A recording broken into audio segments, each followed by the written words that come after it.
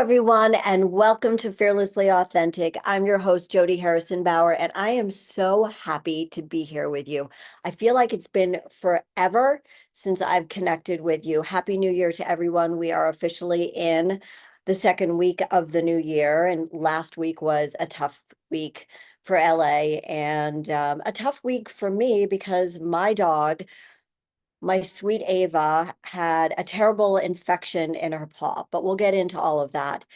If you are a first-time listener, welcome to the show. This is the place where we educate, empower, and inspire you to live your most fearlessly authentic life. Because in my humble opinion, if we're not trying to do that every day, then what the heck are we doing here? And this leads me into the podcast for today, the episode that I wanted to share with you. I originally had a different idea for what I wanted to talk to you about, which I will save for another week. Given my current circumstances, I really wanted to share my journey of leaving my marriage. I've shared a little bit about it with you, little parts or even some episodes alluding to the fact that I was going through something, but I am separated. I have filed for divorce and navigating through the emotional and the financial challenges and starting over at 64 because I did turn 64 on December 27th. So I am now a year older. And uh, if you told me that I would be in this situation at 64, I would not have believed you because when I got married, it was going to be for the rest of my life. And I knew, you know, I've talked about listening to your gut, and that's exactly what I have tried to put in practice as often as I could. And I think that lends itself to being authentic as well, because when we lean into our gut, that is our honesty, our intuition. And I I knew that I was not as happy as I quote unquote should be. And everybody's level of happiness is different.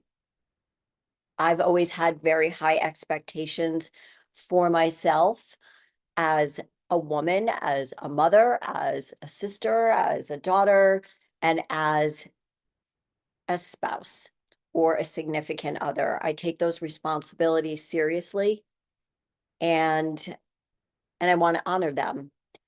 And what happened to me was that I realized that I needed to reclaim my my authenticity. I needed to reclaim my happiness.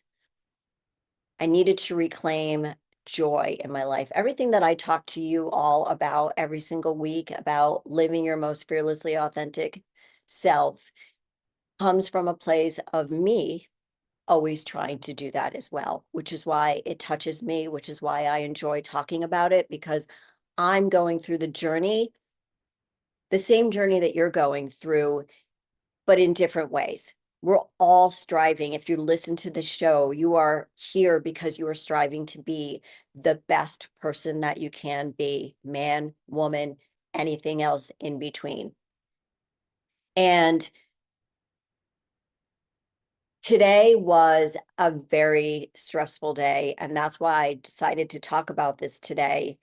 I'm taking my life back into my own hands and I'm rebuilding it. I'm rebuilding it at 64. And I'm creating the vision for myself through all of the life lessons I've learned in the last 64 years, especially since my last divorce, when I got divorced at 42. I never thought I would be that woman who was getting divorced again. I took a lot of pride in choosing the right person for me. And at some point in your life, whether it's a significant other, it's a personal relationship, or it's a personal relationship with a friend, a spouse, a significant other, or It's a professional relationship. You have to decide, like, how do you feel about yourself, or how do those people make me feel about myself on a daily basis? So today we're going to talk about some of the things that I'm going through right now, which is why it's on top of mind. And if you are contemplating making this big change in your life and you need inspiration and you need to prioritize yourself because you woke up today or another day and thought, who am I? Who am I? I don't know who I am. I haven't been prioritizing myself, and I need to do that. So for me, prioritizing my health was not, something that I needed to do, because my health has always been a priority for me, as you all know. And again, if you're new to this show, you can find me on all social platforms at Jody Harrison Bauer. I've been in the fitness industry for over 35 years. And so taking care of myself through nutrition and strength training and cardio has always been a priority to me. I'm sharing this with you all because, as I said at the beginning of the show, I'm here every week, either by myself or with a guest, to educate you, empower you with that information that you're going to gather today from me, and then live the life you want. And by doing so, you will inspire other people. So I'm hoping I can do all of those things today. And so today was incredibly stressful for me. I have a lot of financial information that I need to gather. And the reason I'm not a CPA or a financial advisor is because finances are not something I enjoy doing, and something I would prefer not to do. But we need to do them, and it's important to be organized. And I was more organized than I thought I was, which may surprise a lot of you who know me very well.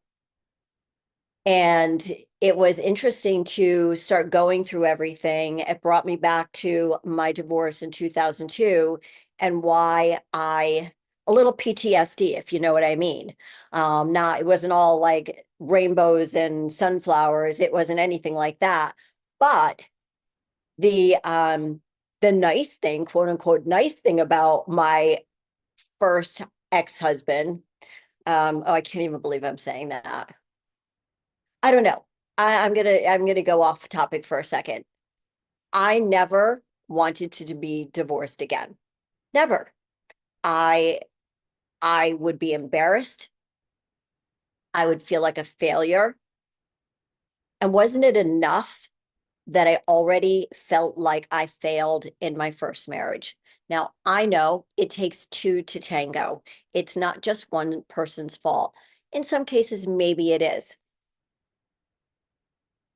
But even in a situation where you've got somebody who is abusing substances or is abusive in some way, whether it's mental or physical or in any other way, something traumatizing in your relationship,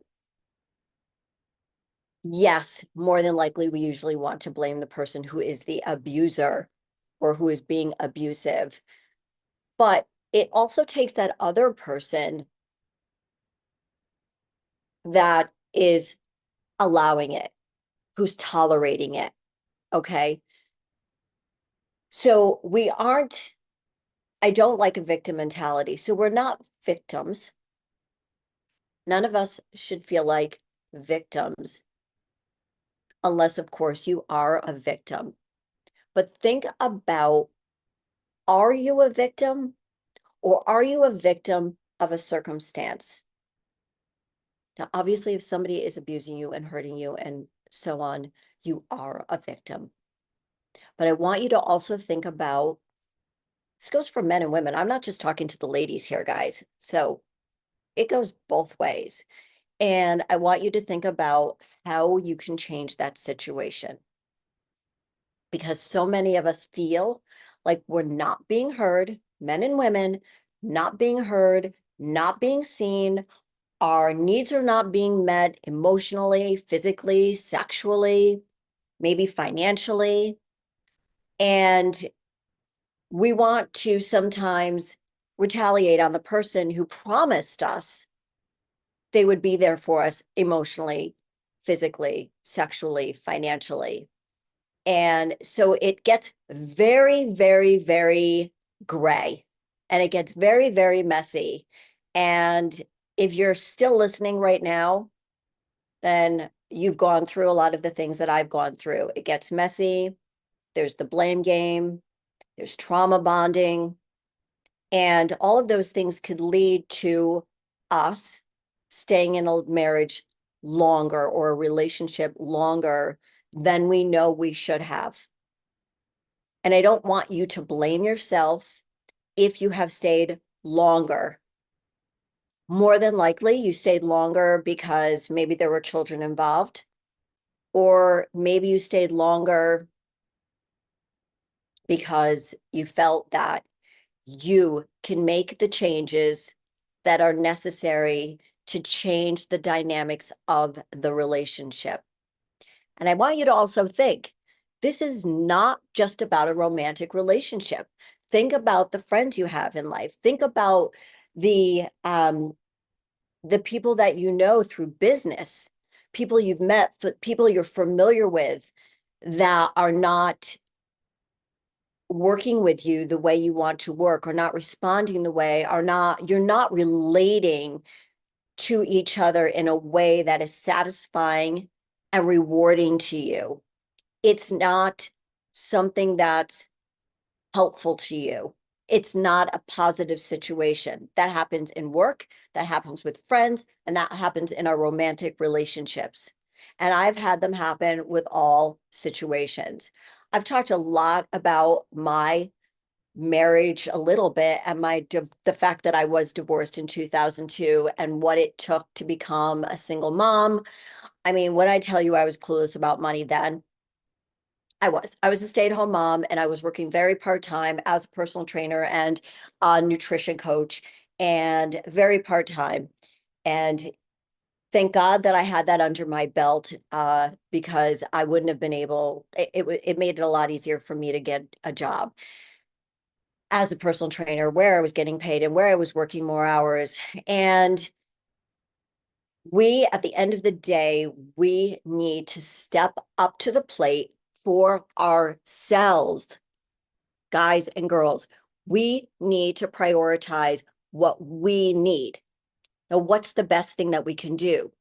Self-awareness, of course, being aware of the fact, hey, let's just for this discussion, we're going to keep it to a marriage, okay? Because I don't want to keep saying marriage or relationship, friendship, whatever. But these things can relate to your work relationships, and they can work with friendships, because I've had the situations happen to me, and I know countless women that I've talked to, and men, where it's happened to them as well. But for this episode, we're just focusing on a marriage. And you're self-aware enough to say to your spouse, this isn't working for me. Let's sit down and talk about it. Now, there is the case, like in mine, I could share a little bit about that. Like in my case, where he wasn't really aware of it. He worked so much that he didn't really have time to hear my quote unquote complaints. But what they really were my needs. And as my therapist will vouch for me, she's always said this, Jody, you don't need a lot of attention. You just need a little bit. And that was all I was asking for, was just a little bit of attention, a little bit of, so how was the podcast? You know, how did your day go? But he worked so much, and I'm sure you've all heard this.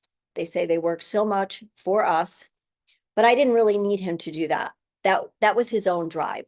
And I really wanted him to own that. And he really didn't.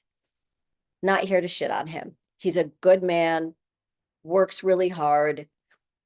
And that's the hardest thing about a marriage, is that when you know that you have a good human being, he's a good human being, I'm a good human being, where did this all go wrong then? My ex-husband is a good human being. Where did this go wrong? Self-awareness is key. Not caring about what other people think is key, and it comes with life experiences and confidence. I didn't have that back in 2002, the late 1990s. I didn't have that confidence. I did care about what my friends thought. And that's why when I look back and I think, how did I ever do that? Because I cared so much about what other people thought. And so did he at the time. And, but this time, because I've worked so hard on myself, I was very aware of, and it's a second marriage. I was very aware of what needs I needed to have met and that they weren't getting met. So I continuously communicated with him. And I urge you to do the same thing. Talk to your spouse, talk to your significant other, let them know how you're feeling.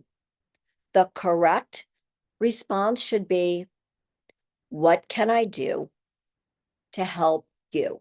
What can I do to help change this situation so you feel better, happier, more joyful, safer? Women want to feel safe in their relationships. And when they start feeling unsafe, they start emotionally stepping away. Can you understand that right now? For everyone listening right now, can you relate to that? I guarantee for every woman who's listening to this right now, you can relate to it. It's that feeling we have. It's that fight or flight. Fight or flight. I don't feel safe. Where can I go? Don't feel safe. What can I do? So I urge you to work with a therapist and work on your self-awareness. Find a coach, find a mentor, find a good therapist who can help you understand your feelings and maybe why situations in the past haven't worked. What is it that you haven't noticed? What is it that you do notice? And it's a red flag. So let's talk about this. The red flags, a term that's very popular, became very popular years ago. I saw the red flags, but I thought I would be okay with it. Were the red flags horrible? No. But the red flags that you notice right now are the red flags that are going to be more than likely the thing that ends the relationship. You need to address them right away. And if your spouse or significant other does not respond in a way that is compassionate or empathetic, that should raise another red flag. If they tell you your feelings, that they don't matter, nobody's going to say to you, your feelings don't matter. If you're with somebody who says your feelings don't matter, run.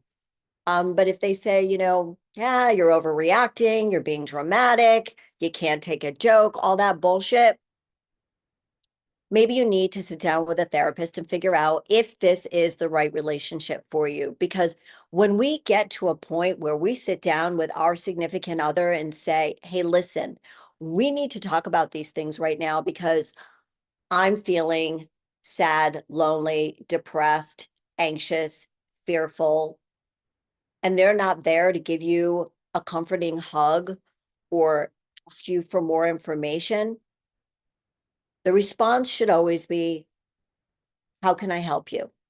What can I do to change things? What do I need to do? Where do I take accountability to help us in our relationship? And to be honest, I didn't have that in this relationship.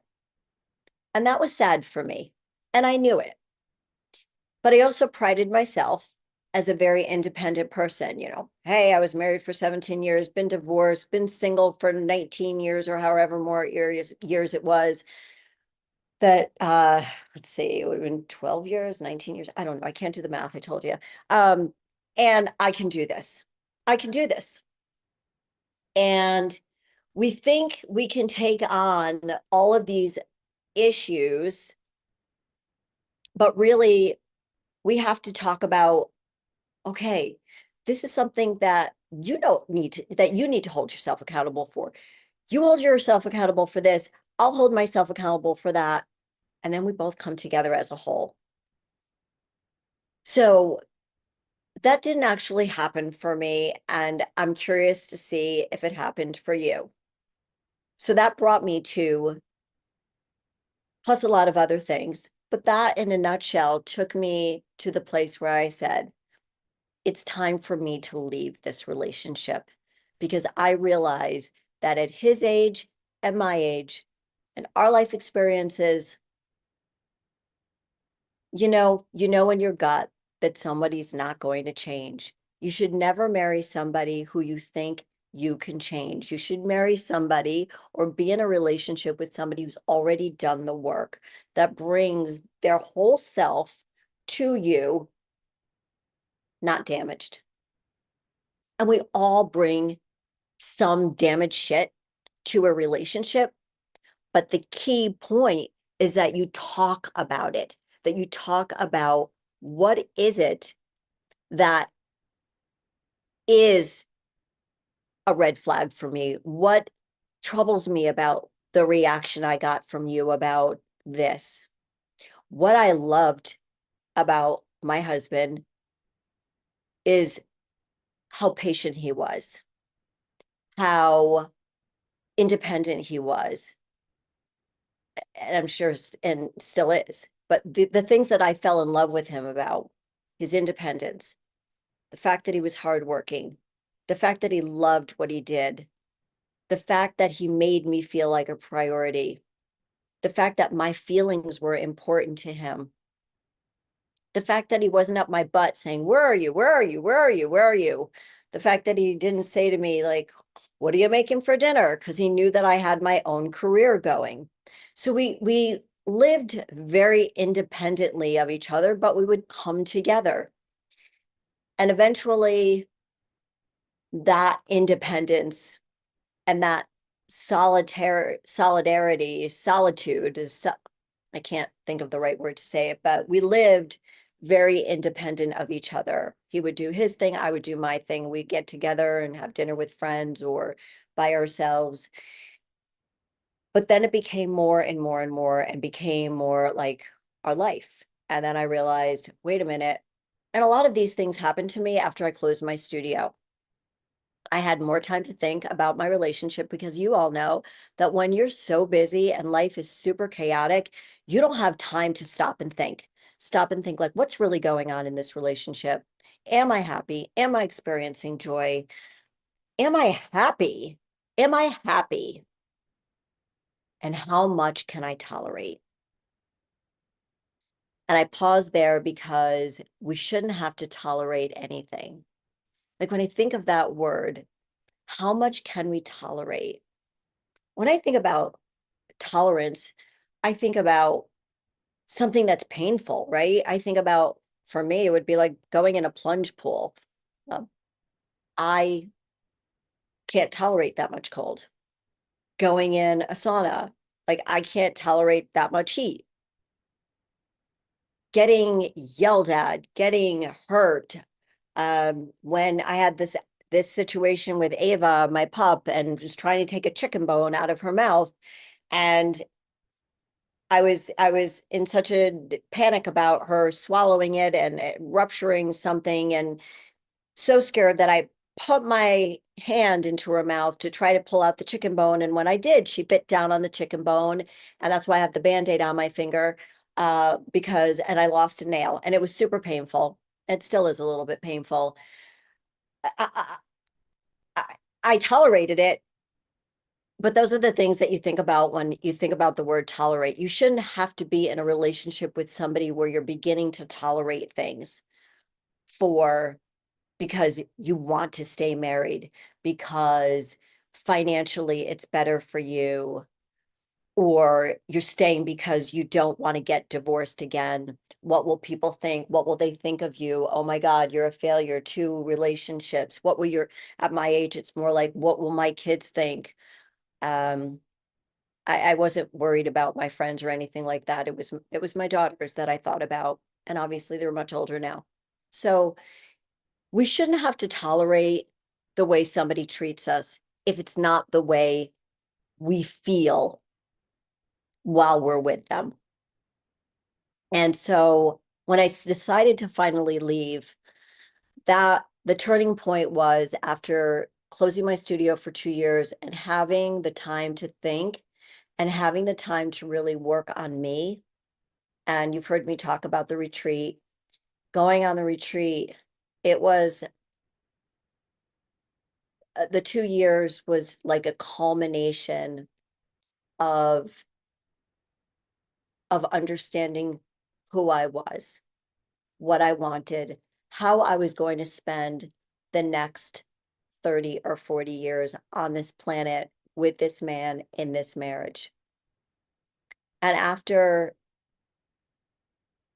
asking many times, can we work on this?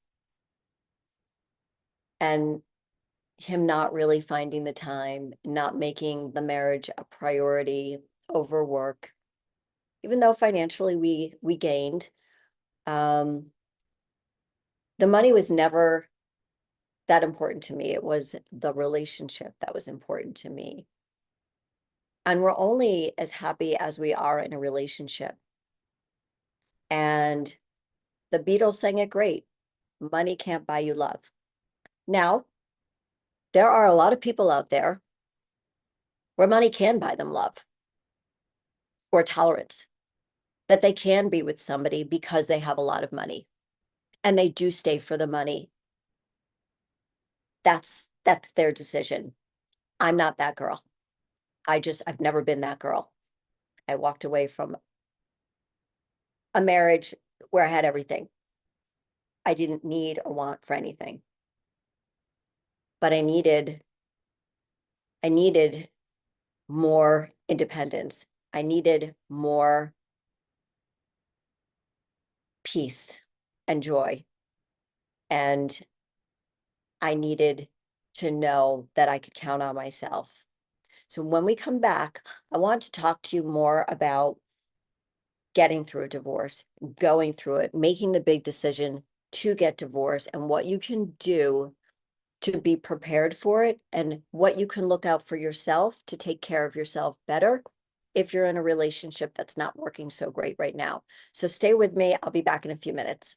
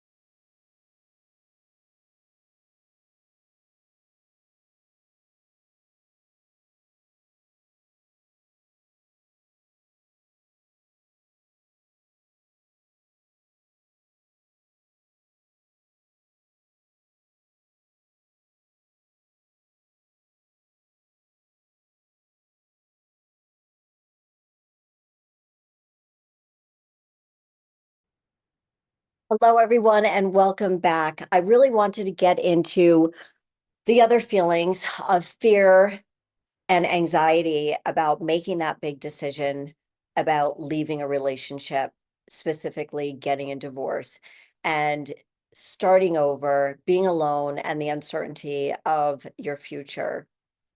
And there's also guilt and learning learning what I need to manage. So the going back to fearlessly authentic, the fear of starting over. I'm 64. I'm not here to say, look at me, look what I can do, but I am. I'm saying, look at me, look what I can do, because I know that if I can do it, you can do it. I am not like this incredibly fearless person, but I try every day to be fearlessly authentic. And that's why I wanted to share what's going on in my life with all of you right now. Um, because as I mentioned at the beginning, I have filed for divorce and it's been a very, very, very, very emotional coaster. I was a little uncertain about the future. I mean, I don't know what's going to happen in the future, but I know I have to rely on myself. And I even knew that back in my 40s, but I'm telling you right now that you can rely on yourself. I know you can. Even if you've never worked and you're getting divorced in your 60s and you've never had a job before, you're going to get through this. I promise you, you are going to get through this. I know it seems like a big freaking shit show right now, but you will. You have to follow your gut. I know it sounds simple, but you really, really do. I felt really guilty when I decided to make the decision and file for divorce. I felt really bad,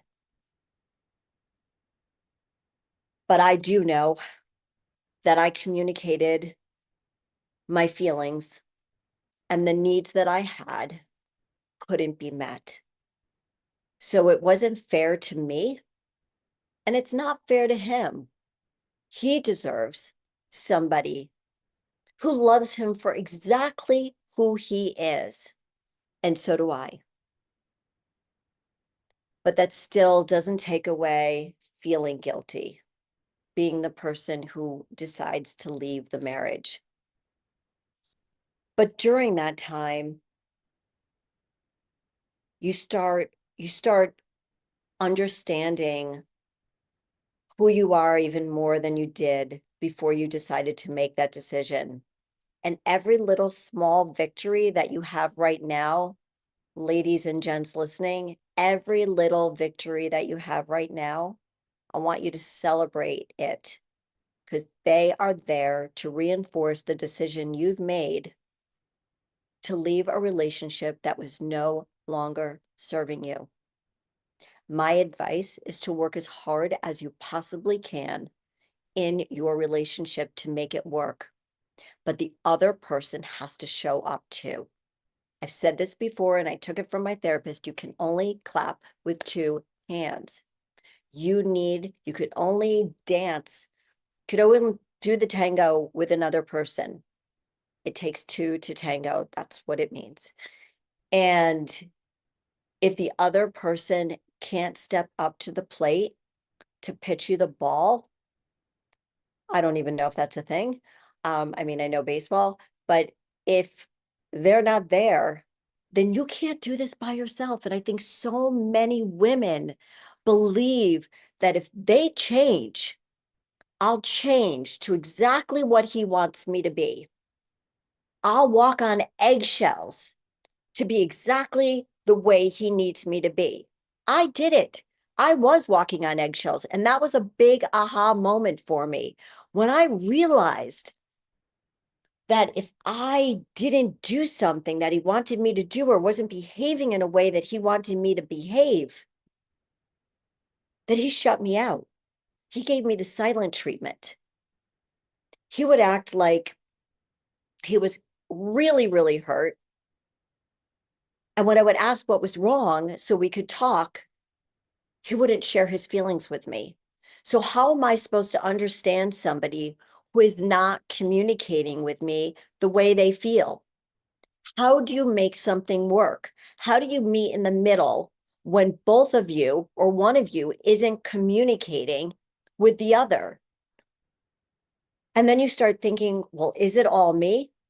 Maybe I need to change the way I communicate. Maybe I should change the way I dress. Maybe I should laugh more at his jokes. Maybe I need to blow more smoke up his ass and tell him how great he is and how beautiful he is and how charming and great he dresses. But you know what, guys?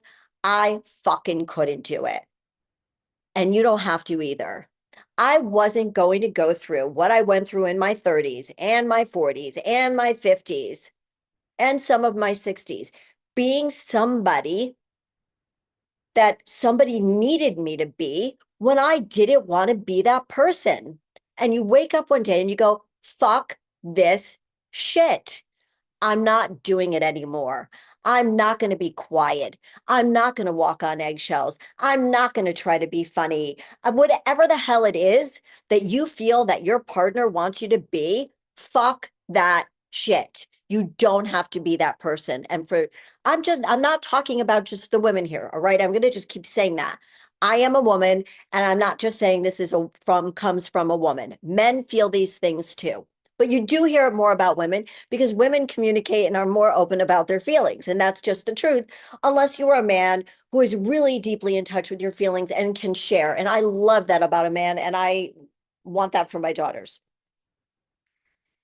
Don't change for somebody else. I always talk about being fearlessly authentic, standing in your power, stepping into your power. That's what I mean. Trusting your gut. Of those things I just said, fearlessly authentic, standing in your power, not tolerating shit that you don't need to tolerate. You don't need to be with a, I'm really swearing now. Okay. With an asshole. That's not my husband. He's not an asshole. You don't need to be with a jerk just because he makes a lot of money or is really good looking or has this incredible life or great body parts and he's really fun. You don't need to. I left a relationship with a lot of money. I left a guy who I had the best sex life with, and I'm leaving a man who is a gentle soul, a gentle soul, a good human being. But when you draw the directions to your heart and they still can't hear you telling them the directions and they can't read the diagram, then you got to go. Because life is fast. I'm 64 years old and I'm not going to sit around waiting for somebody to say, you're okay to be who you are. Gee, thanks. Or somebody who's going to start supporting me and cheering me on and being my partner. And you don't have to do it either. God, I'm getting really emotional about this because I have changed so much for other people, men that I've been in a relationship with, and friends that I've had that I'm no longer friends with because they thought I was too sexy or too whatever it was. But I've left friendships.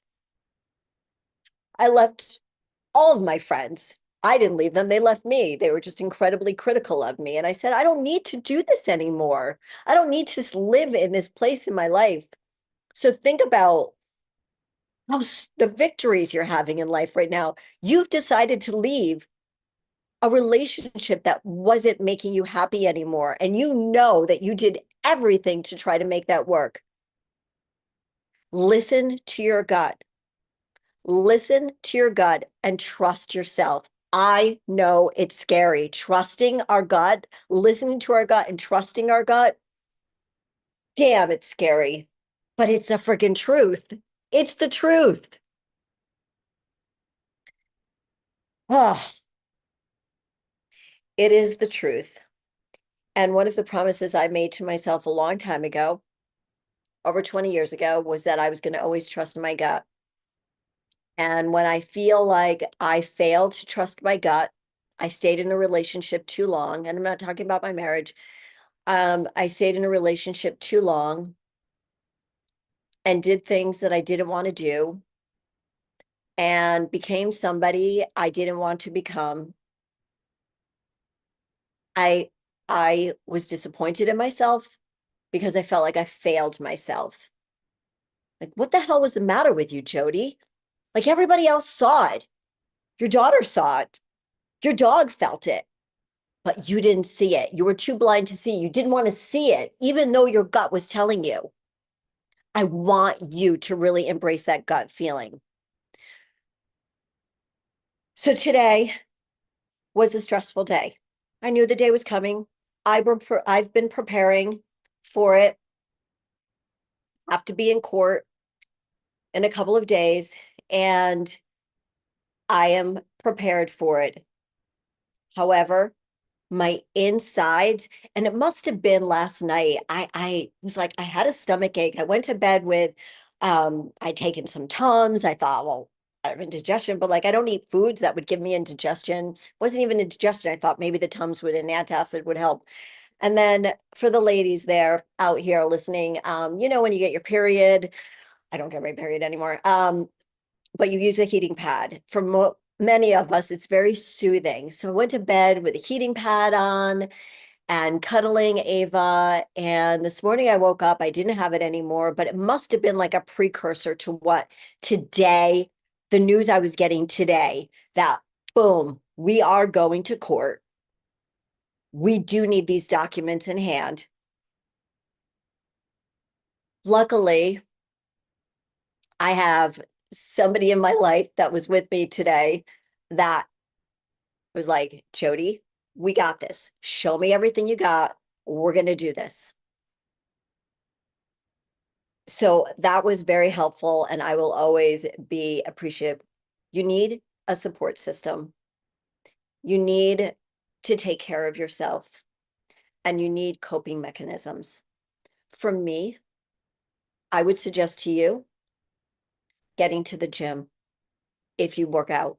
Don't stop working out just because you've been pitched this curveball. I feel like such a baseball player today.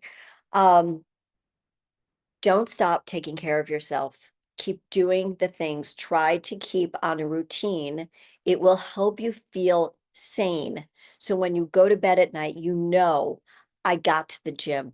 I ate healthy. There are days that I don't want to go to the gym. So what do? I'll go outside and take a walk. I won't walk with my dog because sometimes it's very stressful to walk with a dog that pulls you a lot. I will walk by myself. It kind of opens up it. I'm able to like stretch my mind and my body when I'm walking and breathing the air and not listening to anything. Sometimes we get overwhelmed. I used to listen to a lot of podcasts about like what I was going through. If you want to, great. But don't forget to take care of yourself. Work out. Find a support system. Find friends that you know you can confide in that are there to support you. During this process, you will find who your friends are. Now, they might come out of the woodwork because they're friggin' nosy. Those aren't your friends. Your friends are the ones who have known from the beginning what's been going on in your life because you felt safe enough to share this with them. Those are your friends. Those are the men and women who are going to keep you safe and be there and be on the phone with you and talk to you about all of the stuff you might be going through. Those are your friends. Finding the right therapist for you. It might be somebody who can balance your chakras. It might be a healer. I don't know what you need right now, but I used a healer. I've been to a psychic. I have a therapist. I have gotten more grounded spiritually. That doesn't mean it's religion. You know, I'm Jewish. I'm very spiritual. It's not like I go to synagogue all the time. I'm not like a practicing Jew. I am Jewish, but I'm very spiritual. It doesn't make a difference what religion you are. Get your feet on the ground, feel the ground, get the rest you need. But please, please, please, please try to stick to a routine as much as you can. It will help you cope with the stress, and it will be the way you can manage a lot of things that are going on in your life right now. I was completely frazzled 2 hours before I recorded this podcast. And I thought to myself, how the hell am I going to get on here and talk? But I did it because I really wanted to share with you what's going on with me so we could possibly help you. I know that when I would train my clients in studio, there was so much that I learned from them and they learned from me. Letting go of any toxic relationships. And like I said, you'll know who your support system is: family members, therapists, friends. And anybody or anything that's toxic to you right now, start to slowly remove yourself from it. Or you could have a conversation with this person and say, this relationship isn't serving me anymore. I don't feel good about it. That's the last thing you need, is something else going on in your life that's not working for you.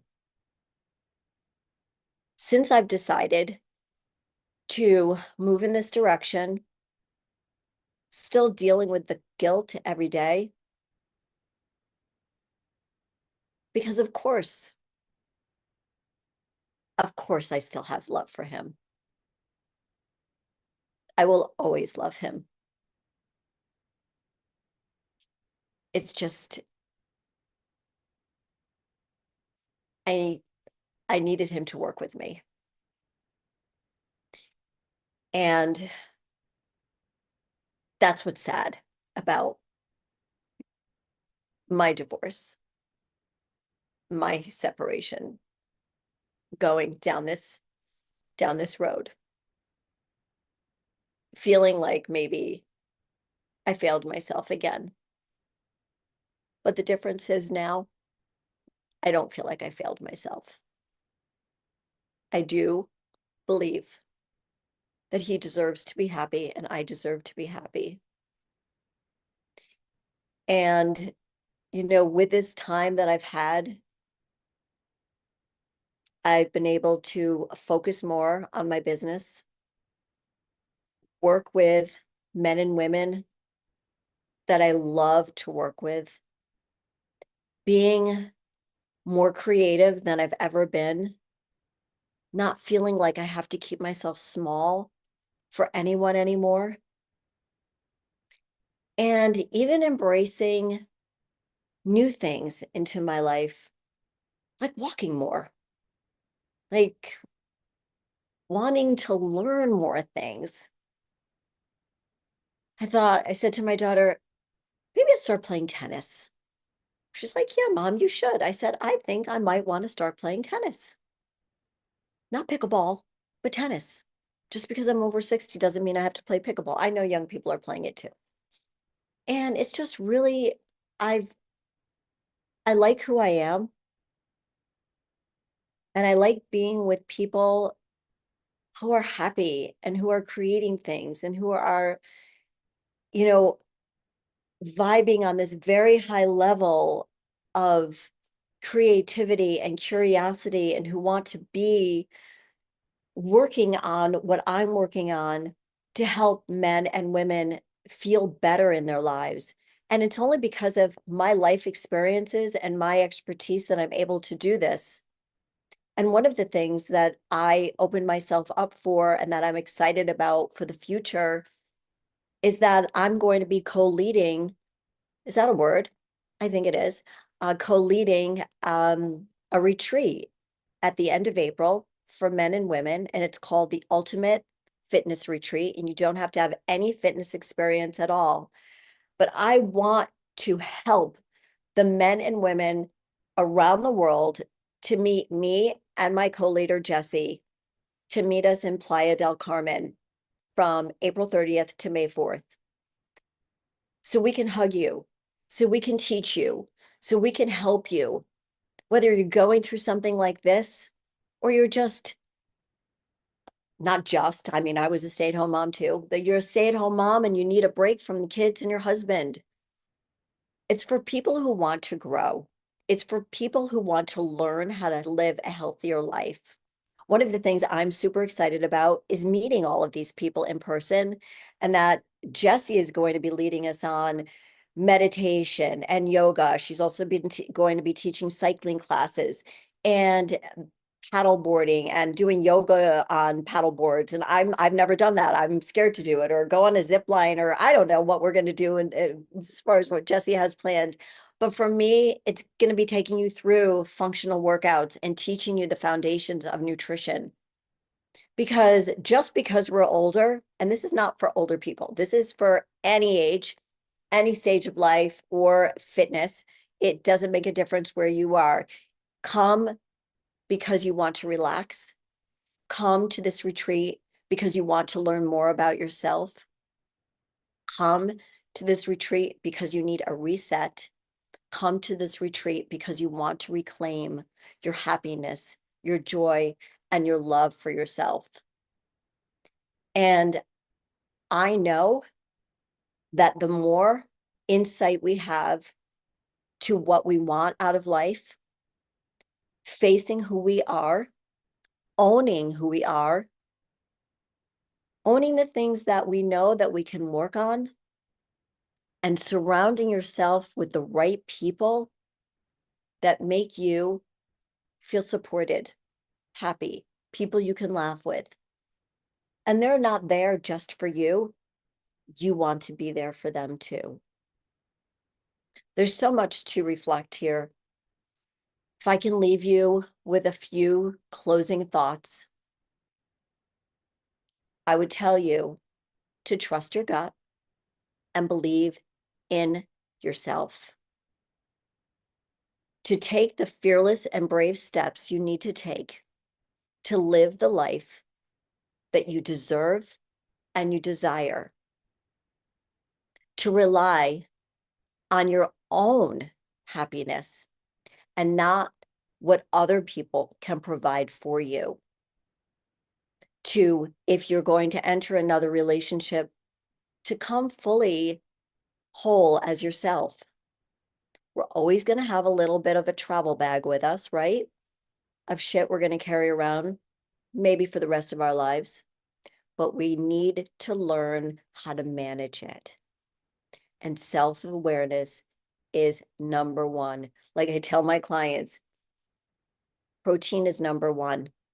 Moving your body is number one. Self-care, health, wellness, staying on a routine.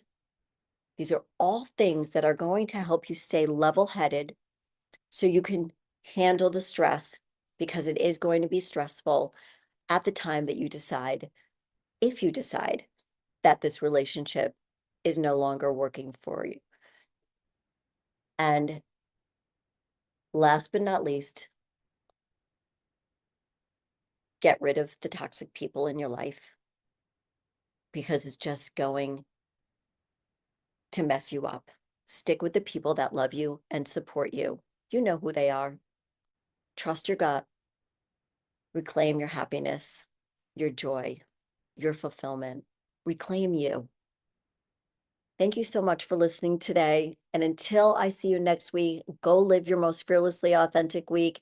Remember to follow me on Instagram at Jody Harrison Bauer, on all social platforms. And for more information on the retreat called the Ultimate Fitness Retreat, which is going to happen April 30th through May 4th in Playa del Carmen in Mexico at the Grand Hyatt. It's a gorgeous, gorgeous place. It is going to be beautiful there. We're going to have so much fun. There will be a lot of downtime and a lot of learning, but we want it to be relaxing, and we want you to walk away feeling more empowered than you ever have to make big decisions in your life. Thank you for listening, everybody. Bye-bye. I'll see you next week.